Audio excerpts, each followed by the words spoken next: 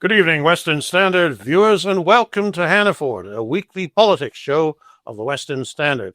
It is Thursday, November the 27th, and we have just had a remarkable meeting of opposites take place here in Calgary today, and they've come out looking as though they're not opposites at all. They're on the same side. Premier Danielle Smith and Prime Minister Mark Carney met today to sign a memorandum of agreement on what? On expanding Alberta oil production and pushing product to the Far East. It's a complicated subject. Some people say it'll never happen. Some people say it should never happen. And one person was there from the Western Standard to record the whole thing. And that is David Winnick, our energy reporter. Welcome to the show, David. Thanks for having me, Nigel. Appreciate it. It's a pleasure. First of all, before we do anything else, a very fine bit of reporting on short notice. Anytime there's a special briefing session, you know that there's a lot of detail, and so often the things that you really care about are in the details. Oh, definitely. So after you had written it up and you threw your pen down, what did you think? Did we do a good thing here today? Oh, I think I'd say it's a mixed bag, to be honest with you, Nigel. A lot of what we saw today was kind of just what we had already heard might actually happen. I know there was a bunch of sources from the Globe and Mail that said that there was going to possibly be something with carbon capture. They were going to talk about maybe the tanker ban, and we saw a bit of that today. I mean, probably the main takeaways is that the clean electrical regulations are going to be repealed immediately for Alberta. There's not going to be an emissions cap, which is a bonus. And apparently there's going to be Indigenous co-ownership of the pipeline going forward, but they haven't said which Indigenous groups it's going to be at. It's a good possibility, I would wager. Probably coastal First Nations are going to be involved. But again, there hasn't been any names. And as for a proponent for the pipeline going forward, we're still waiting to see if anyone from the private sector is going to sort of step up to the plate. Well, let's talk a little bit more about the carbon capture. In the last couple of months here at the Western Standard, we've run a couple of articles talking about the grand cost of the grand bargain. And the bargain was always that, yes, the federal government would facilitate a pipeline to the coast, but they would have to carry what they called at first decarbonized oil. And I notice they're not calling it that anymore. I sound a bit ridiculous. But at any rate, the point was that in order for the oil to be acceptable, they were going to have to pump down through the strata to a deep well, all the carbon dioxide that it took to produce that oil, or an equivalent amount. It does absolutely nothing for anybody, and yet that was the deal. So, question. It's very expensive. I hear numbers like $16 billion for the Pathways Alliance project to actually go ahead. We know it works. It's been working in Weyburn. You can do this. This is not science fiction, but it's the economics of it. And I think $16 billion was mentioned in the press release this morning. 16.5, yeah. 16.5. Well, there you are. Who pays for that? Well, realistically, they're talking about the Pathways Alliance companies, but there's, again, no set actual person. But they say the government's going to probably pay for it, which means you and me, the taxpayer, because, again, there's no private proponent yet, as far as we know of. Well, even a private proponent is going to face this issue. Where is the market for decarbonized oil? I mean, Canada, apparently, at least in Western Canada, not in Eastern Canada, but in Western Canada, it's very important that we have the oil that is clean. Well, we also have the most ethical. The ethical, yeah, right. Well, are there countries elsewhere in the world where they're saying, if only we could get ethical oil, that's what we would buy, and, we'd be prepared to pay more for it. Name three. Can't think of a single one, to be honest with you, Nigel, because realistically speaking, when's economics ever actually cared about ethics? If someone could find a cheaper alternative or option, they always go for it. That's why there's talk now about the Americans possibly having a regime change, or bring about a regime change in Venezuela to have maybe a cheaper source of heavy crude oil going forward. So instead of maybe like Albertan oil going down to the Gulf Coast refineries, they might get some now from Venezuela and possibly shut us up. But again, That's depending on whether or not what happens in Venezuela in the next couple of days. But back to your question in terms of the decarbonized oil, there's not too many people there's not really a big global demand for it per se right now. The Asian markets are just looking for whatever they can get, especially China and Japan and South Korea. There's any demand for it. There isn't really, no. So I think it's just basically just kind of the green agenda, green climate agenda again from the feds. And there's really no substance to it. And there's really no customers for it going forward, as far as I can tell. Are any other countries even interested anymore in the green agenda? And we've just come off COP30 in Brazil, a conference of parties, and it's all about, saving the world and cutting the carbon dioxide. But I don't see any of that being reenacted in the homelands. Well, there isn't, because some of the biggest proponents were the European Union. I remember Germany, Finland, Sweden, they're all going away from that now. I remember Germany was trying to go clean energy quite a few years ago, and that didn't work, so they started going back to coal plants and whatnot. So I don't really think there is going forward. No, Nigel. No. Okay, so we're still going to do it. So we're going to end up with this. I'm not an energy economist, and I therefore I'm not going to be bold enough to say how much more it's going to add to the cost of a barrel of oil to pump this carbon underground, but it's going to be more. Oh, definitely. So it's going to be uncompetitive. Mm-hmm. Now, presently, we don't have a pipeline proponent. No. Strictly speaking, the person who owns the pipeline is not the one who's going to be paying this anyway. But I have a feeling that the demand might not be that great. In which case, where is the pipeline proponent coming from? Have you any idea about people waiting in the wings? Well, that's the thing. We haven't really heard any rumors about it. I mean, I can't even actually say that there is any rumors, because I haven't heard anything from any sources saying that there's empty discussions. There's been no pipeline companies, any major companies in Canada. And quite frankly, why would there be at this time? Because look what happened with Trans Mountain. The prices kept going up and up and up. And yesterday at the NSERA did their State of Industry lunch. There was a bunch of oil and gas industry experts there. And they were basically saying no company has a blank check at the moment just to throw money into this pipeline unless they have actual assurances going forward, because they don't really know with regulations. They talked about the tanker ban getting repealed. That's not going to happen, apparently, according to today. There's going to be some modifications, which we have no idea what those will be. Carney didn't really specify, neither did Danielle Smith, so we don't exactly know. See, that's one of the things about this whole days of speeches and press releases. They use words like modifications, and we spring to the conclusion, well, obviously, stands to reason, the modification must be that you're going to let tankers come in, perhaps to a certain part of the coast where the refinery is, or where the end of the pipeline is. Mm. But nobody said that. We just assume that. No, there's no actual route set either, because this morning in a briefing, some senior government officials said that they were still working on what the route was even going to be from Alberta to the coast. So they don't even have that planned out yet. They're still working on that. And according to them as well, I believe that there is going to be a deadline of July 1st, next year, that they have to have the pipeline application sent into the major projects office. So we have no idea what will happen if they fail to meet that deadline, because again, nothing's set in stone yet. So it's just all still up in the air, really. Well, that makes you stop to ask, why are we doing this? Why is Mr. Carney doing it? It's very easy for us to be so focused on Alberta and to question the reasoning of the provincial government, of the oil companies who are based here, who've been, noisily supportive, but not actually committing to anything, because there's nothing to commit to really at the moment. What's Mr. Carney getting out of this? Oh, that's a good question. Free publicity, I guess. Not that he really needs any. Well, what was it that the Conservative leader, Pierre Poilievre, said in the House today? Oh, he basically just said that it was just another PR sort of stunt from the Liberals to basically look like they're doing something when they're not really doing anything. And I would happen to agree with that, because like I said, if you're going to have this sort of actual set agreement, well, there has to be a set route. Don't have that. They say it has to be privately owned. We don't have a company that's even come forward or even said they'd be willing to talk about this.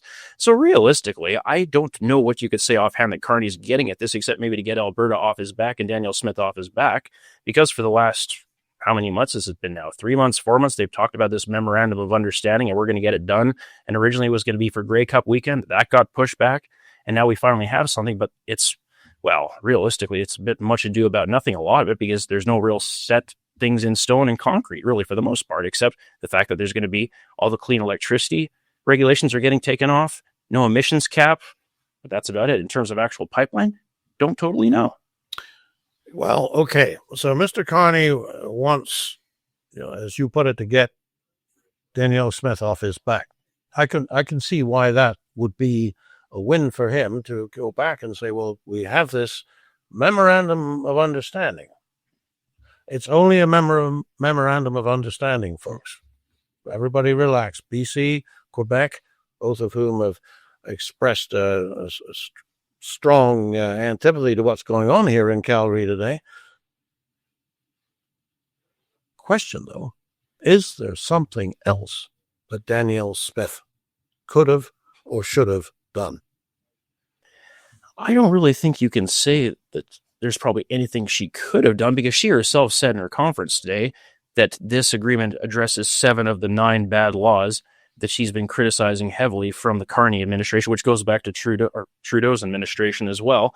I don't really know what you could say that she could have done, because, I mean, realistically, she got them to agree that, yes, we are understanding that you want a pipeline. Yes, we know it wants to go to BC. Now they're going to start talking to Evie. That's been confirmed. He said that he talked to them earlier today and yesterday, her and Carney.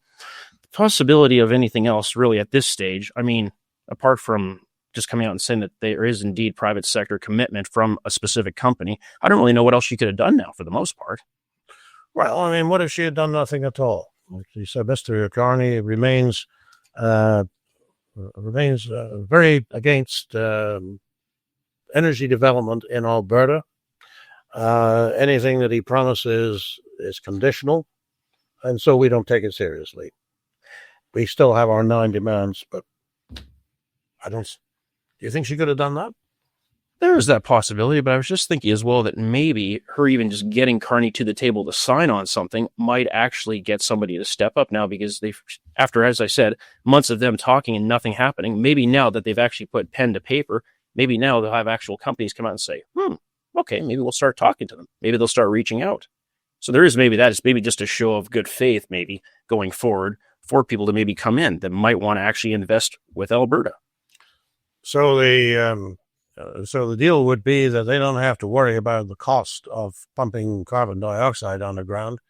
So although the oil might actually be more expensive to produce, they can still sell it at the world price. Is that the deal? Possibly. I guess we'll just have to see going forward. Wow, that's Now, I noticed that Quebec has come out very strongly against it. Quebec, it's back there. Why would they care? Oh, well, I guess because they've been constantly against pipelines for years, with us obviously going forward.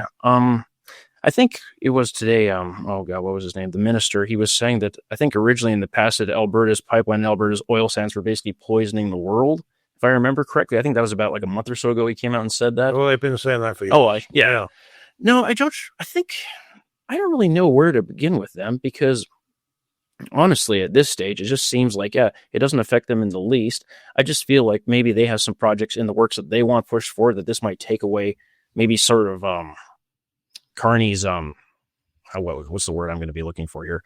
Maybe have Carney actually like look towards their direction, if that makes any sort of sense. But I really don't know what that would be for the time. I mean, if they have anything in the woodwork in terms of new pipelines or anything going to the East Coast, because Energy East is totally dead. So I don't really know what that would be, Nigel.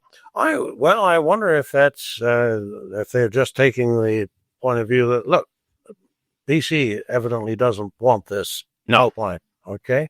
So if Mr. Carney uses the federal prerogative, which he is legally entitled to do, he is, and forces this across BC, well, then maybe he would do the same thing in Quebec. There's a good possibility. Mais non, c'est impossible. No, so I guess they're thinking that if they take this lying down, if they don't stake out a position, they might be next.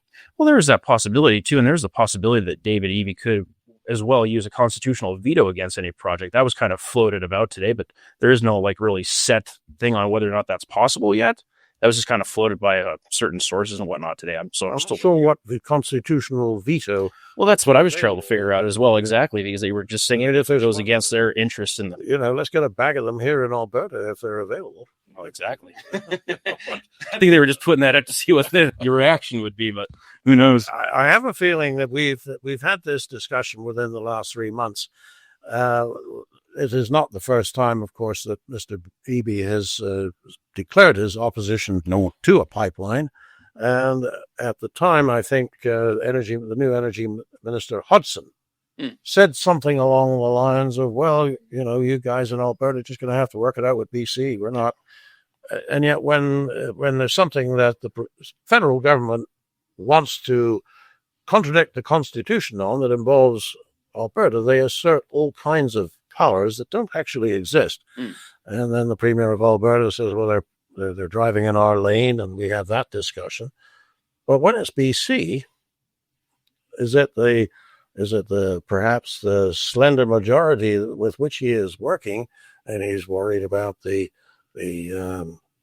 loyalty of those Liberal MPs who, are far too precious to burn carbon dioxide, burn fuel to make carbon dioxide, and walk everywhere, and take the train to Ottawa. I don't know. I'm being a little facetious here, but there's something that makes Ottawa, more particularly the Liberal government, slow to be forceful with British Columbia and Quebec, but quite ready to put the boots to Alberta. I would definitely say that's the case. Absolutely. So what do you make of the fact that Mr. Ford, Premier of Ontario, has weighed in on Alberta's side? So this is great. We need to do this. Well, I think he's basically just speaking for the vast majority of Canadians, because there's been polls that have come out recently that say, I think it's just over 70% or more of Canadians are actually in favor of a pipeline to the West Coast, because people basically just want a better economy. And what's that mean? They want a new pipeline? That means more jobs. It means more revenue. So why wouldn't he be? Because I think that he's a businessman as well. So is Danielle Smith. I think they are all for business. And I don't really see at this stage of the game, with the economy just around the world and the geopolitical situation that's going on just in general around the globe, why people wouldn't want more jobs and a better economy overall. You're talking perfect sense. I just wonder why that perfect sense is so hard to hear coming from the central government, from the federal government. I was very struck. I think I mentioned this in my column on the matter this morning, that Mr. Carney wants to make Canada an energy superpower. Said that many a time. And yet, do you make an energy superpower by sticking the taxpayers with the cost? No. And furthermore, in what sense is Canada not an energy superpower already? 97%, I'm checking the numbers this morning, 97% of the oil produced in Canada comes out of Alberta wells, or out of the oil sands. All right. We are apparently the fourth largest producer of oil in the world. Now, I don't know whether that's enough to make us a superpower, but it's certainly a power. And yet somehow or other, because we have this ridiculous commitment to doing it all without generating carbon dioxide, we're holding ourselves back. Lift the lid, and we could increase oil production by 50% by 2030, I'm told. Yeah. What is it, 4 billion barrels a day at the moment? It is, yeah. Okay, and 6 billion is possible? That is possible, yeah. That would be well on the way to an energy superpower. You would think so. You would think so, wouldn't you? And yet somehow it's got to be done with, one hand and 4 more fingers tied behind your back. That's about it, really. It's a funny old world we live in, David. What happens next? What happens next? Well, that's the $1 million question, I guess. Going past the convention tomorrow. Going past the convention. Well, that's actually going to be very interesting, because that's basically going to be the talk of the town up in Edmonton for the next weekend. But yeah, no, basically. Well, just the talk of the town, what would you anticipate being the reaction of the party membership to this? Oh, I think it's going to be split down the middle, because I think it's going to basically be the people that are loyal to Smith will say that, yeah, finally making progress because, as she's even said herself, Trudeau would have never signed on to this. So Carney's at least actually open to talking about this. So there is them that'll probably back her. But I do know that a lot of the people from the Alberta independence movement, like the Alberta Prosperity Project and that, they think this whole thing is basically just a waste of time and this isn't going to change anything. And I know that a bunch of them are going to be there on the weekend, so we might have a little butting heads and whatnot, I think, in Edmonton between those two groups going forward over what happened at the Memorandum of Understanding today. David, you're going to be there, aren't you? No? Oh, it should be fun. Yeah. So you'll be reporting live from the floor, I'm sure. Yeah, that's the plan. You'll be looking out for who says what. I suppose we will. I can never keep up with some of these psychological terms. How many stages of grief are there? Oh, is it 5 or 6? 5 or 6. 6. Production says 5. I'm going to go with 5. How long did it take you to go through all 5 stages of grief when you heard that Minister Guilbeault had resigned from cabinet? I don't know if that even reached stage 1, to be honest. What other stages of joy are there, Nigel? I guess it's back to climbing the CN Tower. He's done what he can, and now he's one more. Actually, it's interesting to see how the Trudeau era cabinet is basically being one by one. Yeah, they're being recycled out. And it will be, we won't be able to use that line about, oh, this is just Trudeau's people with a new leader. He's actually, we got rid of Guilbeault.